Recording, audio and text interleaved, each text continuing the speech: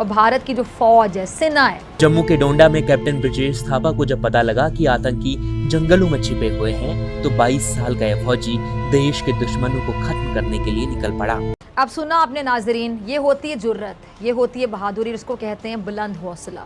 भारतीय फोर्सेस। खबर ये भी है कि आतंकवादियों के पूरे ग्रुप को इन्होंने जो है एक जगह पर ब्लॉक कर लिया था। वहां पर जो है इनकाउंटर किया जा रहा है, अभी तक मतलब अभी तक चल ही रहा है। वहां पे कुछ टेररिस्ट वगैरह को मारा जा रहा है और उसके जवाब में जो है वो कुछ इंडियन ऑफिसर्स जो है उनकी जानें भी गई हैं। जिसके बाद कैप्टन ब्रिजेश थापा के नेतृत्व में जवानों ने इस चुनौतीपूर्ण इलाके में आतंकवादियों का पीछा किया।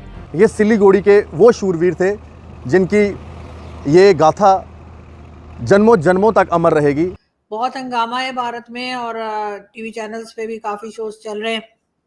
उनका कहना ये है कि ये पाकिस्तान की तरफ से। आर्मी चीफ से रक्षा मंत्री राजनाथ सिंह ने बात की, सेना की जो कार्रवाई हुई है उसको लेकर बातचीत की और साथ ही सेना को कार्रवाई की खुली छूट दे दी गई है। कहा यही जा रहा है कि भारत जो है वो पाकिस्तान के ऊपर कोई ना कोई एक्शन कर सकता है। तो पाकिस्तान के खिलाफ इंडिया जंग चढ़ सकता है या शुरू कर सकता है।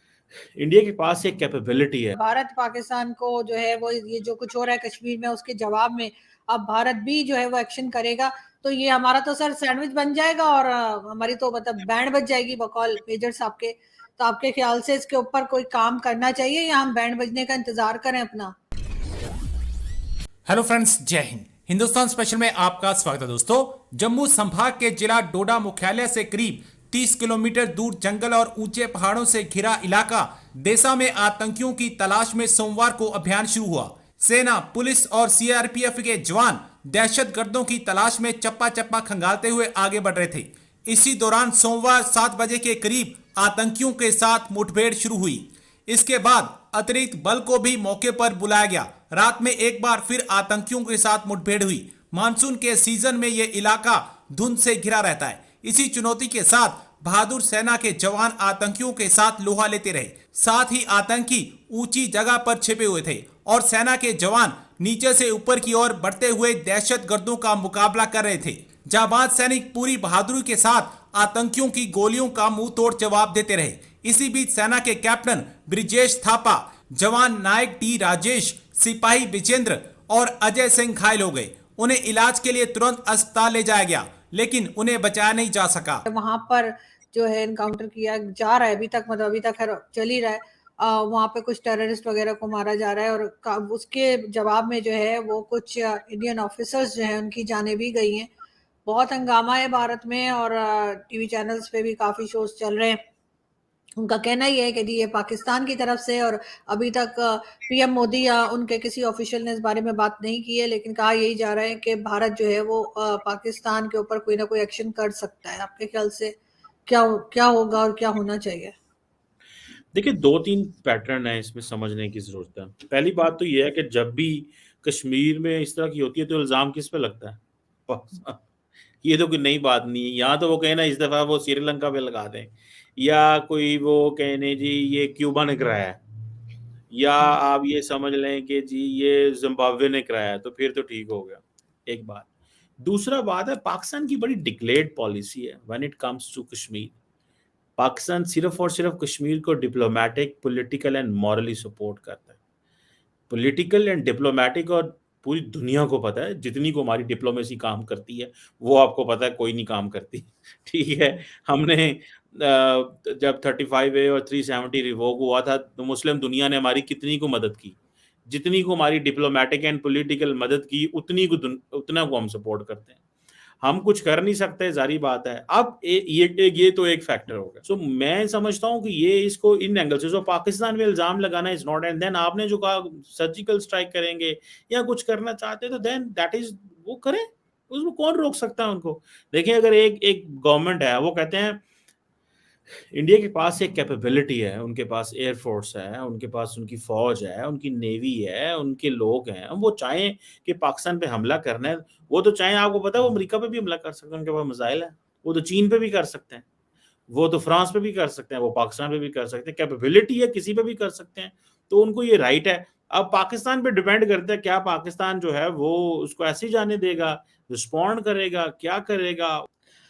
लेकिन सर जैसे कि इंडियन मीडिया की भी अगर मैं बात ना करूं, और मैं सिर्फ अगर आपके दोस्त जो हैं मेजर गौरव आर्या की बात करूं कि उनकी वीडियो में भी, और वो भी अपने जो शोज हैं उसके अंदर वो यही बात कर रहे हैं कि एक तरफ से जो है अफगानिस्तान मार लगा रहा है या टीटीपी मार लगा रही है, और दूसरी तरफ से भारत मार लगाएगा, और भारत पाकिस्तान को जो है वो ये जो कुछ हो रहा है कश्मीर में उसके जवाब में अब भारत भी जो है वो एक्शन करेगा।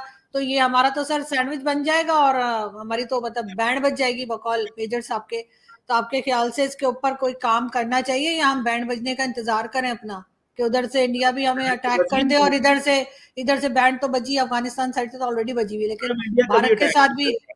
सुने, इंडिया कभी अटैक नहीं करेगा, इंडिया को पता है, इंडिया को इस चीज का पता है, वो कभी अटैक नहीं करेगा। इंडिया को पता है कि अगर मैं अटैक करूंगा तो उसके कॉन्सिक्वेंसेस क्या होंगे।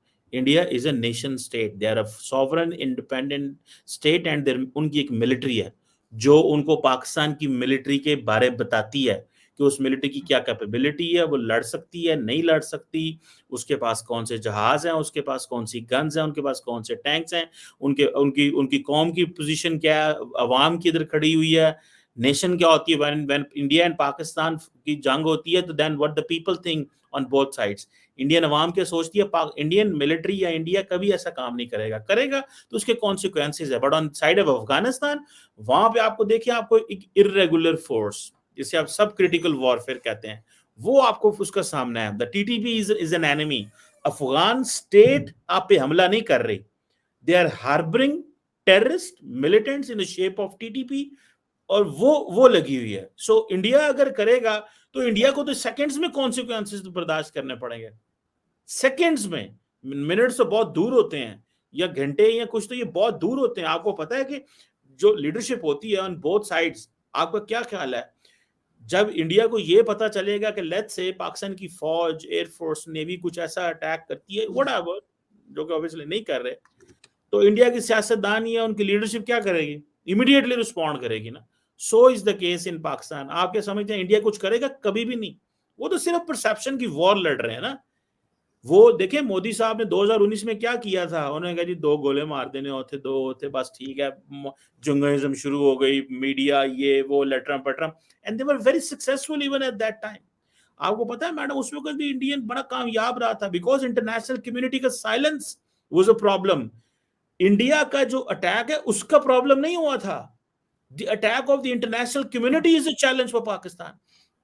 सॉरी, इंटरनेशनल कम्युनिटी की साइलेंस चैलेंज थी, इंडिया का अटैक नहीं है। देखिए, इंडिया इज एन एडवर्सरी, वो आप पे कर रहा है ये चीजें, उससे क्या फर्क पड़ता है भाई। देखिए रशिया और चाइना क्या कर रहे हैं, सॉरी रशिया और अमेरिका क्या कर रहे हैं, देयर एडवर्सरीज ना, एनिमीज कह लें।